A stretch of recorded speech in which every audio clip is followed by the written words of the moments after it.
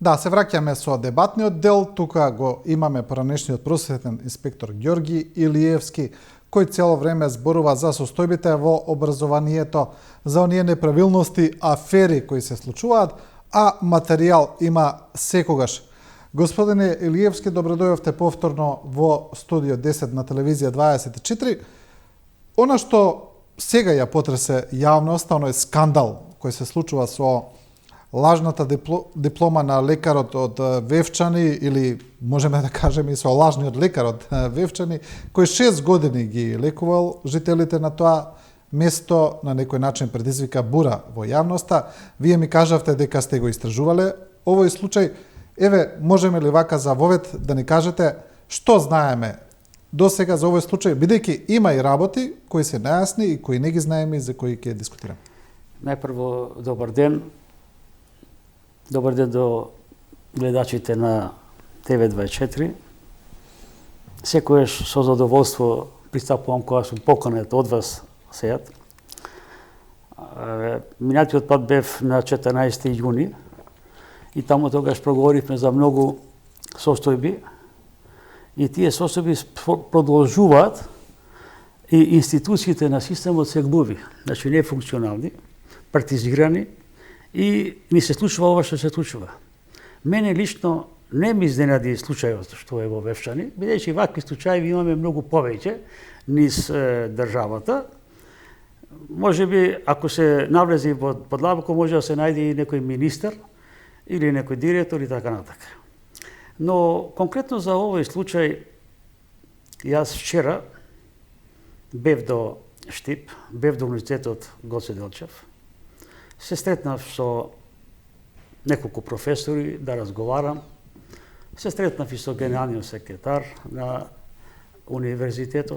Таму студирал човекот, така? Така, значи тој студирал на медицинскиот факултет, се запишал на 2007-2008 година, академска, и активен бил до 2014-15 година. И неговото досие е отворено. Значи, овој лекар не дипломирал, не завршил медицински факултет, туку го оставил факултетот веќе кога бил абсолвент. Што значи тоа за пошироката јавност? Значи, тоа е при крајот на неговата 5-6 година, положил некаде 80 предмети и му останале 1 или 2, така отприлика. И истиот овој студент побарал од факултетот, од медицинскиот факултет во Штип, побарал да му се даде уверение за положени испити. Универзитетот, односно факултетот, му издава уверение за положени испити, значи каде што стои дека положил толку испити и дека не го завршил факултетот. Затоа што кога се завршува факултетот, се дава уверение и на крајот пишува положени толку испити, со тоа го завршува медицинскиот или соодветен друг факултет и така натака. Тоа досие веќе му стои отворено како абсолвент, значи и не завршил. Морам да потенцирам и да го пофалам универзитетот во Штип. Зошто? Секој студент што се запишува електронски се евидентира. Се е електронско и се тера до крај. Кога ќе дипломира, имаат посебно депо, што такво депо нема ниеден универзитет во Македонија. Така се чува. Морам да го пофалам тој одговорен раководител Донски, кој за се има евидентирано и под кој број, кој е досието и така натака. За овој случај досието е отворено. Значи, едноставно ова момче, докторче, лекарче, кој што сите го фалат во Вевчани и таму разговарав. Да, тоа е интересно. Да, интересно е. кога го зел уверението, прашањето е сега, за да добиеш лиценца, лекарска лиценца, вие мора да се пријавите во Лекарската комора на Македонија. Таму си има и процедура, значи, давате уверение, диплома, и сега тука прашањето како е, што е направено. Тука треба Македонската лекарска комора тоа да го каже јавно. Јавно, не да се крие. Јас вчера им забележав и на универзитетот во Штип. Зошто премолчува некои работи, дека се знае во јавност, затоа што многу лошо делува за самиот универзитет, за неговата популарност или непопуларност.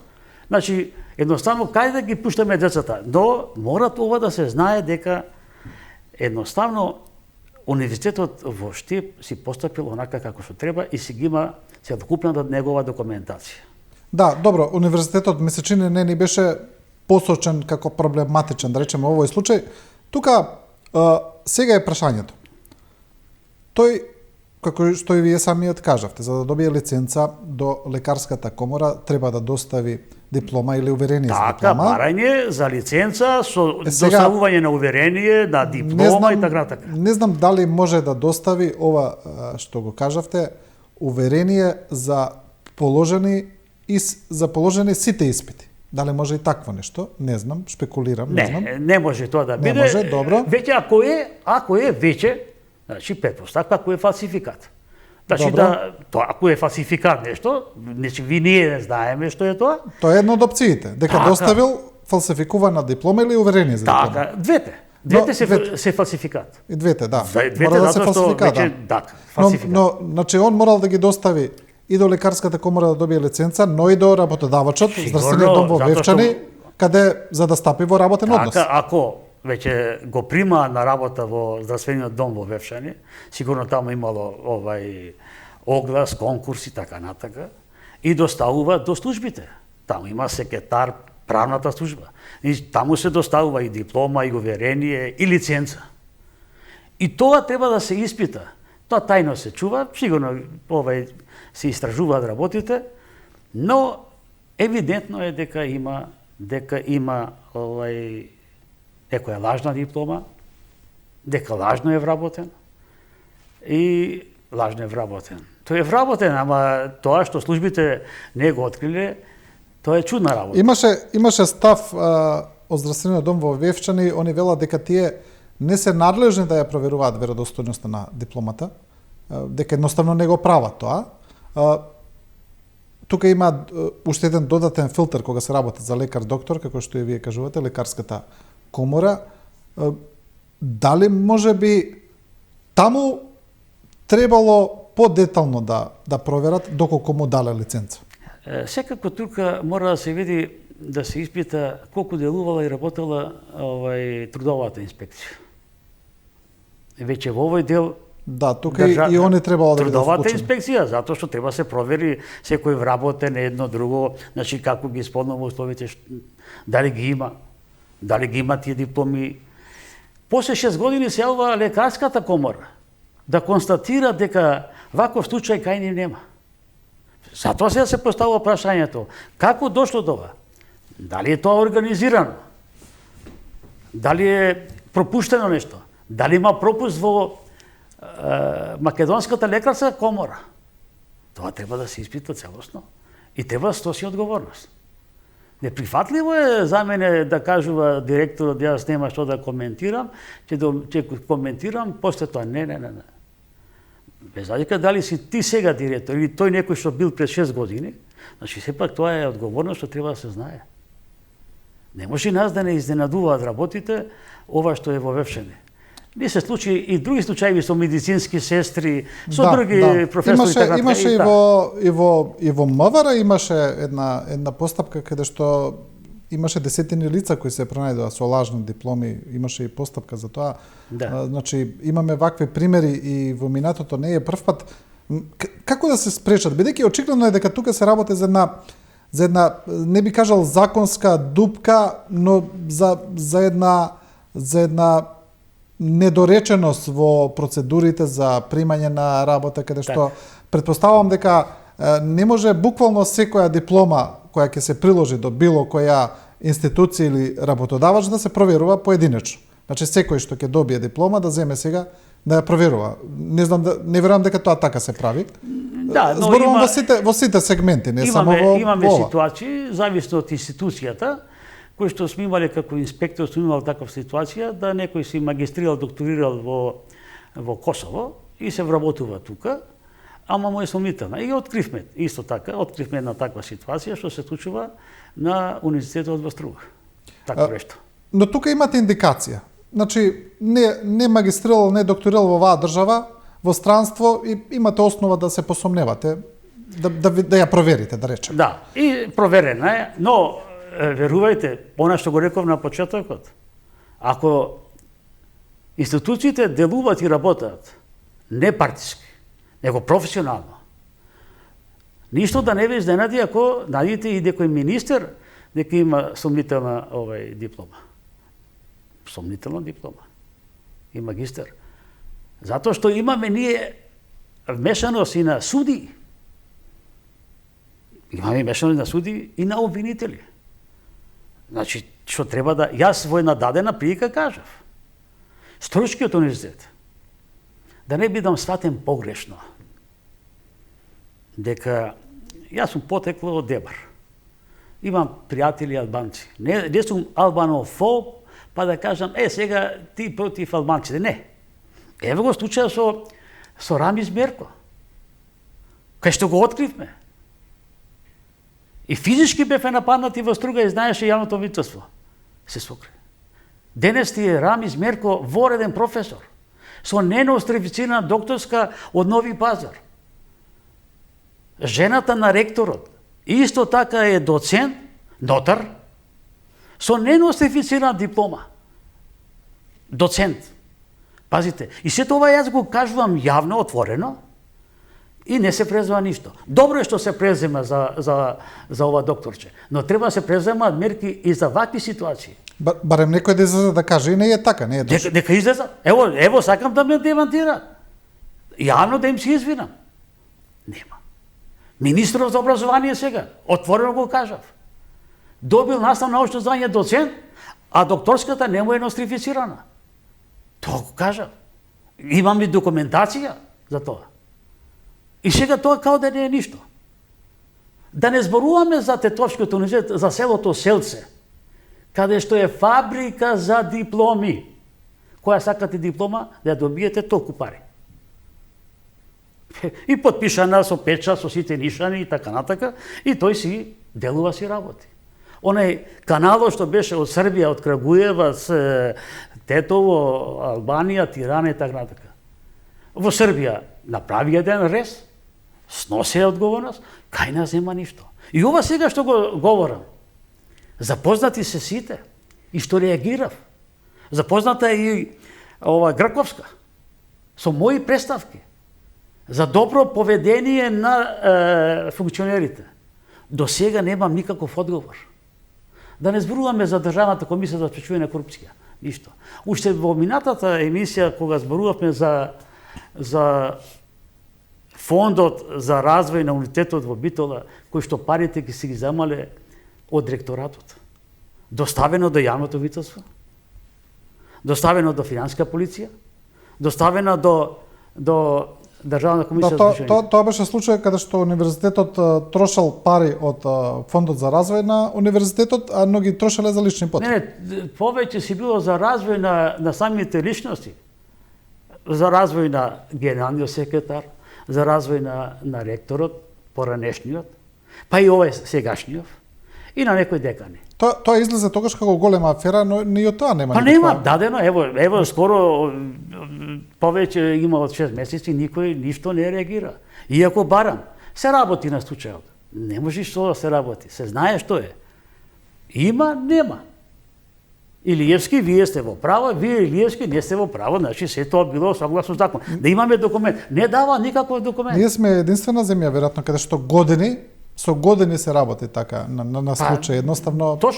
Точно. Морам да кажам со години и тоа е без разлика ќе речете повеќе. Повеќе од 20 години ова се работи. Сакав да ве прашам сега онака нешто лаички, вие сте биле просветен инспектор, знаете како функционира.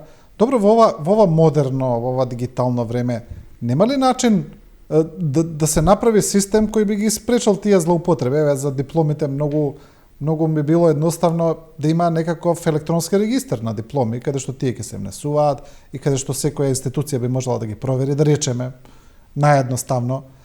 Понатаму, за да се спречи ова што вие го велите за штанцање на дипломи, купување со пари, претпоставувам дека може да се направи некаков систем да се спречи и таа појава. Вака звучи прилично едноставно, но никој тоа не го потегнува и не го прави. Па еве да ви кажем, и минатиот пат го кажав и сега ќе го повторам. Нека се проверат дипломите додипломски, магистерски, докторски, во многу јавни предпријатија. Како се стекнале со таа диплома? Не имаме штанцање на дипломи на приватните универзитети во Македонија. Да не говориме сега од Косово и така натаму. Како беше Косово порано местото за тие штанцања, тие сега луѓе од Косово доаѓаат овде кај нас. Ние станавме место број 1 на Балканот за вакви работи. Жално, но висините. Знаете дека професори им пишуваат на студенти семинарски работи, им пишуваат магистерски работи, за да им платат дел на универзитетот, дел за професорот, бидејќи и затоа професориве не се буна некој, а платата им е 15 до 20.000 денари. Дали можете да обстоите со такво нешто? Прашањето. Значи, имаме такви нешта. Имаме премногу покрај јавните, имаме и приватни. Ама ќе речете во приватните помал е број што запишуваат. Ако е помал. Но ако се поведе евиденција, ќе видите дека на приватните универзитети невидено се штанцаат дипломи. И не смеат да паднат затоа што ќе им се наути основачот, односно собственикот на тој универзитет. И треба да бидете внимателни кога му пишувате оценка. Значи, затоа што не смее да падне или не смее да не добие диплома. Еве последниот случај, господин Сејат. Универзитетот Мајка Тереза, милениче на актуелната власт на ДУИ. Во Македонија, да се разбериме, со образованието работи ДУИ, не сада сама. Зошто ќе речете? Министерот за образование од ДУИ. Заменик министерот е алтернатива. Значи, директорот на Државниот просветен инспекторат е од ДУИ. Бирото за развој на образование, директорот е од ДУИ. Директорот за квалитет на високото образование, Агим Рушити, е од ДУИ. И сега имаме одбор за акредитација, одбор за евалуација и така натака, кои што не функционираат. Не функционираат. И тука се големите проблеми што ни се случува во образованието. Добро, имаме сега, еве, се планира формирање на совет за унапредување на образованието. Дали тој совет можеби ќе ги детектира овие неправилности и ќе ги подобри? Па вака сега морам да ви кажеме на работа, што рековте, се формира совет на унапредување на образованието и науката. Ќе координира председателот на државата, односно премиерот Ковачевски. Потоа во тој совет ќе бидат министерот за образование, ќе бидат од одборот за акредитација што ги спомнав, за евалуација што ги спомнав, ќе бидат од бирото за развој на образованието, па ќе бидат таму од педагошката служба и така натака. До сега кој ги спречуваше да се тоа да проработи. Мене не ми е јасно, имаше порано вакви други обиди за во сферата на правото, па тоа никогаш не профункционира тоа тело и така натаму. Советот за правосудни, кај што беше координатор сега, водеше Зоран Заев. Знаете што не ми е јасно? Кога се формира ваков совет за унапредување на образованието, и во тој совет ќе ги ставите истите личности кои го водат образованието, буквално истите, само ќе ги соберете на едно место, а кои се веќе собрани на едно место во владата. Значи само ќе ги ставите во една друга форма. Што може да добиете? Ништо нема да се добие, тоа е една фарса да се прикрие криминалот, Кога ова го говорам криминалот, гледате, децава наши немаат учебници. Нема цела година свидетелства. Средношколскиот совет или како сојуз реагираше на тие учебници. И од средно и од основно. Кога ќе видите што ни учат децата, тогаш со право Европската комисија не критикува. Добро, ќе дојдеме до Европската комисија, сакам за учебниците дека во која состојба. А го гледате министерот за образование, излегува, кажува дека готово бе, сега само што не стигнале учебниците. Учебниците вчера денеска се печатат. Дали сме имале до сега ваква состојба? Ми се чини вие сте го следите од почеток образованието. За квалитетот на учебниците имало секогаш тоа. Имало приказни афери, имало секогаш се зборувало, но дали сме имале состојба физички да немаме учебници, да немаме свидетелства? Не. Значи буквално да ги немаме. Ова морам да ви кажам, не сум 40 години сум во образованието.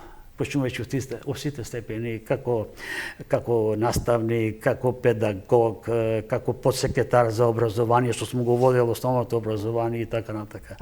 Вакво нешто немало. Да нема учебник септември. Да почне школска година да нема. Тоа не е паметам. Јас не паметам. Такво нешто. Значи, ова што ни се случува. И сега, а што е битката? Битката сега бараме педагошкиот совет, бараме човек да напише учебник. Пазите, вчера разговарав со една професорка во Штип. Викаме, молат да напишам учебник за второ деление и за трето и така натака. Не прифатив. Затоа што не можам ја за ден месец или два тоа да го работам. Тоа си сака процес. Онај концепт што го направи претходната министерка за основното образование, еве сега што ни се рефлектира. И какви небулози ќе има. А тоа ќе го видат и самите деца и самите експерти, стручњаци, што се од педагогијата, од психологијата и така натака. Значи, на што ќе ги тераме децата? Жалосно. Значи, таква концепција се донесува наставни програми, но уште се ревидира како ќе биде учебникот. До кога? И сега се трошат премногу пари за некакви си така наречени, не се скрипти, а така наречени скрипти, за да привремено се учи. Потрошени се над 500 милиони долари, еден таму. Од Светска банка пари. Што тие треба утре да ги вратиме. За еднократна употреба. Тоа е недопустиво што ни се случува. Наместо тој совет дадов јас и излезни решенија. Тој совет да го водат стручњаци од факултетите, од експерти од другите институции, од МАНУ, и да се излезе, да се даде приоритет на она што треба да биде. Ние сме далеко таквото нешто. Излезе и новиот извештај на Европската комисија за напредокот на земјава. Тамо се третира и сферата образование. Што се вели за образование? Што вели Европската унија за образование? Вака морам да ви кажам, и минатиот пат кажав што се накратко само направив за да не ги забараме нашите гледачи, но треба да знаат дека од годишниот извештај на Европската комисија констатираат бавно спроведување на стратегијата за образование од 2018-2025. Значи бавно. Тие иначе обично Европска комисија меѓу неговите пишувања е умерено, вика, подготвено, добро, умерено, значи едноставно става. И тие насочуваат посебно за усвојување на Законот за стручно образование и обука. Значи, Законот за стручно образование каде што ни е потребно соработка со практиката. Она дуално образование што треба да го имаме. Тој закон за стручно образование и обука уште не е во сила. Значи, уште не е донесен, а е во парламентот. На тоа реагира и воспоставуваат и укажуваат за, како што нашкиве тоа го кажувале, операционализација на регионалните центри за стручно образование и обука, што уште го немаме. Регионални центри, значи, што треба да имаме за средното стручно, да се знае на локално ниво, на местото, што е потребно да биде во согласие со практиката. Потребата. Јас морам да ви кажам дека ни недостасува голем број на стручни лица од делот на дали е тоа лимари, дали е тоа ѕидари, дали е тоа фасадери и така натака. Немаме. И тоа е една слабост. Истата таа констатација ја викаат и за наставните програми за средно образование, дуалното образование кој што треба да биде. Ученици да бидат во приватните фирми. Слабата соработка со стопанската комора. Значи, затоа што се што ќе се планира, значи треба да вика има мал напредок. Да се добие од стопанската комора какви профили треба, што се подготвува. Тука веќе кажуваат дека има еден мал напредок. Не вика тие слабо, умерено или се прави некој напори што значи не задоволува. Исто така да се финализира и усвои Законот за образование на возрастните, доквалификација, преквалификација и така натака. Тој закон таков се применува во сите западни земји.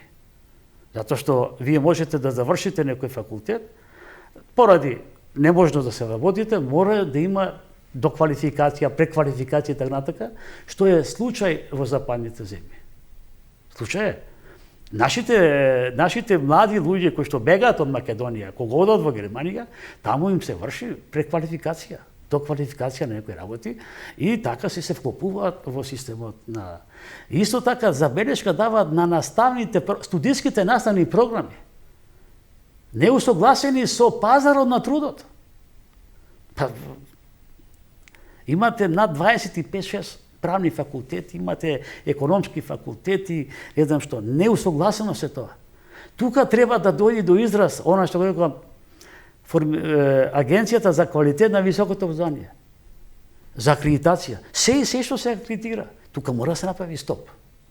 Или за евалуација, не е вреднуван ниеден универзитет. Штанцаме правници и економисти, а нема потреба. Нема потреба. Имате 24-5 правни факултети, 25-6 економски факултети. Во преднедела 2 председателот Пендаровски кажа треба да се направи ревизија на дипломите и така натака, затоа што имаме функционална неписменост. Да, се сложувам со тоа. Но јас на господинот Пендаровски му испратив представка, каде што го запознам за овие сите ситуации. И сега во новата моја колумна што пишував, барам од председателот Пендаровски да го свика Советот за безбедност, Националниот совет за безбедност за образованието. Како што ни е катастрофална, да речеме, и свикан за економијата, за финансии и така за пандемија. За пандемија. И исто треба да го свика и ова. Да се седне да се види. И да се сноси одговорност. Не само да се формира совети. Вие можете да формирате, ако сакате да ја забошотите работата, вие можете да се формирате комисии, Вие совети. мислите дека е толку катастрофална Катастрофална состојбата за да заседава Советот за безбедност? Зошто е катастрофална? Барат да има унифициран буквар за сите албанци кои што живеат во Косово, во Албанија, во Србија, во Македонија. Господинот министер за образование, не знам дали го прашал премиерот во владата, дека се сложува. Тој се сложува да има унифициран буквар на албански. Да имаме педагошка служба за учебници. Во таа концепција треба да бидат покрај албанските ученици, деца, да бидат, имаме и турчиња, имаме и ромчиња, имаме и бошњаци. Значи, како може да тоа се каже? Или господинот Груби, вели, ќе треба да се размисли за учебник по географија и историја, да си биде унифициран, да биде. Што значи тоа? Тоа е сепарирање на системот. Едно да знаат сите, да знае и Пендаровски, да знаат и гледачите, да не се подценува образованието. Какво ти е образованието, таква ти е државата. Ова го повторувам 100 пати и пак ќе повторам. И барам, денови ќе барам прием кај председател Пендаровски. Ќе барам прием затоа што мора да се видат сите овие ситуации што се случува. Да не зборуваме за што забележуваат од Европската комисија за издвојување јавни средства од буџетот, бруто домашно производ. Имаме 3,76. Нешто сега се покачи до 1,6%. Ама и тоа вика има едно подобрување, ама не е тоа подобрување, вика а треба да се подобри уште повеќе бидејќи ОЕЦ и другите земаат над 5% од бруто домашно производ за образованието. Едноставно 85% и повеќе се троши само за плати. Каде е за капитални инвестиции? Каде е за тоа нагледни средства? Каде е за професионален развој на професорите? И со право сега реагираат и од УКИМ, и од други универзитети, професорите се на едно ниско скалило. Знаете дека еден доцент на универзитетот во Тетово зема плата колку еден професор од УКИМ. Која е таа разлика? Доцент зема поголема плата, односно плата како професор. А таа плата како професор, што ја има УКИМ, Универзитетот Свети Кирил и Методи, значи немаме уедначеност и во тој дел кој што се треба да се финансира од страна на МОН. Еве имавме еден случај со еден приватен факултет, факултетот за бизнис и менеджмент месечени беше каде што Бизнис економија. Бизнис економија, да, каде што сите професори протестираа бидејќи одеднаш биле сите отпуштени. И сега без да не влегуваме сега во нивните релации внатре, тука се има законски процедури, се има, значи дали после тој факултет може да продолжи да работи така одеднаш. Што е со студентите кои сите запишале, кои студираат, кои плателе пари за тоа? Баш убаво прашање и баш добро што ме посветивте. Денови имав и таму контакти со професорите. Сите се избркани, има само една. И таа е као директор и една хигиеничарка. Добро, може ли тоа да продолжи да работи? Не, тоа е криминал. Јас тие доставиле представки до Државниот просветен инспекторат. Доставиле представки до Трудова инспекција. Доставиле представки до Инспекцијскиот совет.